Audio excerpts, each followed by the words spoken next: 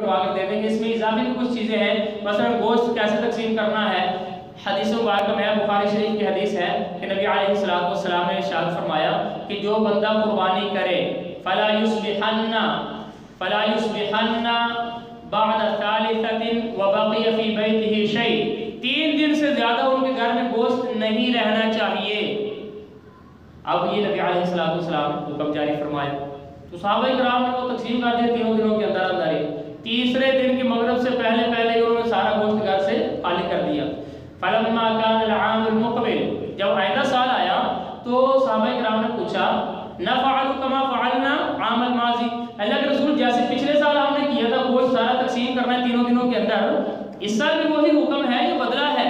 تو نبی علیہ السلام نے فرمایا کہ نہیں، پچھلے سال جو ہے کان بالناس جہد، لوگوں کے اندر ذرا غربت زیادہ تھی، کھانے پینے کو کچھ مل نہیں رہا تھا، تو اس لیے میں نے چاہا ان تعینوا فیہا، لوگوں کی گوشت کے ساتھ مدد کرو، ان کو کچھ کھانے پینے کے لیے دو، لہٰذا آج اس سال تمہارے لیے وہ حکم نہیں ہے کلوا واطعموا وادخروا، خود بھی کھا سکتے ہو، دوسروں کو بھی کھلا سکتے ہو، اور سٹور بھی کر سکتے ہو، ذخیرہ بھی کر سکتے ہو۔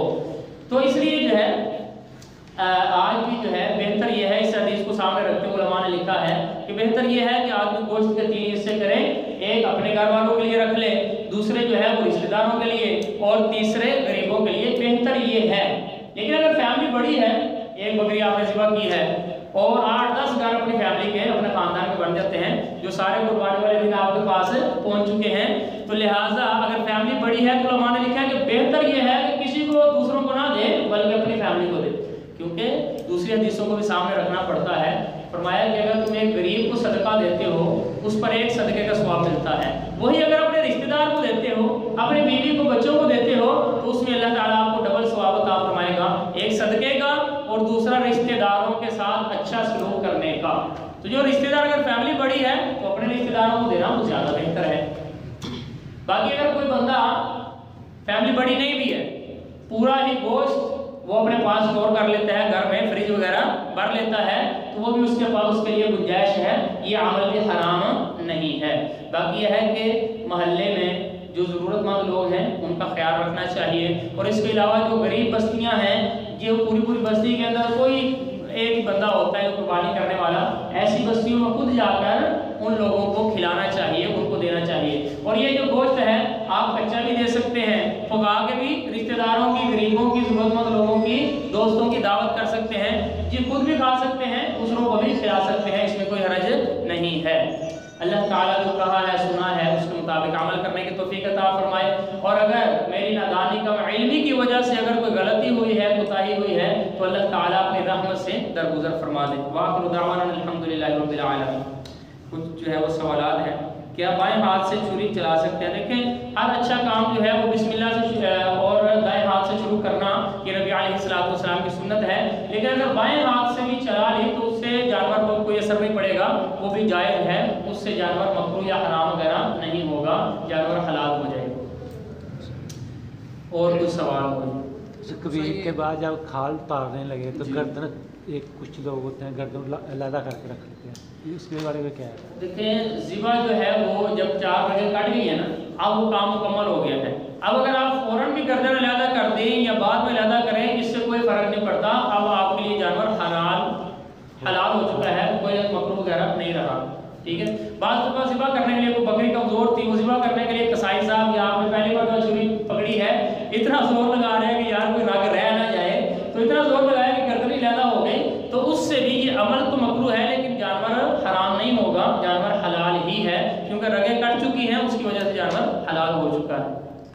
اور اس میں ایک بات یہ ہے جو حدیث مبارکہ میں اور قرآن مجید میں فرمایا گیا، دم مسفوح، جو ذبح کے وقت خون نکلتا ہے وہ خون حرام ہوتا ہے، وہ آپ کے کپڑوں پر لگا ہے تو وہ دھونے لازمی ہیں، لیکن جب آپ نے ذبح کر دیا خون وغیرہ نکل گیا، اب آپ گوشت کاٹ رہے ہیں، اس میں جو خون بچے گا یہ ذبح کے وقت بہنے والا نہیں ہے، یہ گوشت سے نکلنے والا خون ہے، یہ خون حرام نہیں ہے، یہ خون آپ کے کپڑوں پہ لگ جائے تو وہ کپڑے ناپاک نہیں ہوں گے۔ اسی طرح جو ہے بعض وہی ہوتا ہے کہ وہ خواتین جو ہے زیادہ دھوتی نہیں ہیں، کچھ نہ کچھ خون کا رنگ اس میں باقی رہ جاتا ہے، تو وہ بہنے والا خون نہیں، وہ گوشت کے اندر باقی رہنے والا خون ہے، تو اس کی وجہ سے آپ کا کھانا پینا وہ مکروہ نہیں ہوگا وہ جائز ہے. ٹھیک ہے. الحمدللہ. یہ جو جانور میں حصے ہیں بعض کا یعنی کہ 5 لوگ مل کے لے جی یہ ایک بات رہے گی. میں نے اصل میں جو ہے نا وہ آپ کو وقت بچانے کے لیے تھوڑا مختصر کرنے کی کوشش کی ہے. یہ ساری چیزیں میں نے لکھی ہیں, یہ آپ ساتھیوں کو دیں گے فائدہ ہوگا. تو اس میں یہ ہے کہ جو بڑا جانور ہے, جو گائے ہے, جو اونٹ ہے, اس میں زیادہ سے زیادہ 7 بندے شریک ہو سکتے ہیں. 7 سے زیادہ نہیں ہو سکتے. لیکن 7 سے کم 2 بندے مل کے 80,000 کا جانور ہے, 40,000 ڈالے اور جانور خرید لیا. اس کا مطلب ہے کہ 60 جو ہے وہ 3.5 حصے اس کے ہو گئے, 3.5 حصے اس کے ہو گئے, تو یہ جائز ہے. 7 سے کم جتنے بھی ہو جائیں, 2 ہو جائیں, 3 ہو جائیں, 4 ہو جائیں, 5 ہو جائیں, 6 ہو جائیں, وہ مل کے جانور لے لیں تو جائز ہے. حصہ جو ہے وہ کسی کا کم نہیں ہونا چاہیے. مثلا 5 بندے ملے ہیں, انہوں نے کہا جناب 20,000 آئے گا فی حصہ. ٹھیک ہے.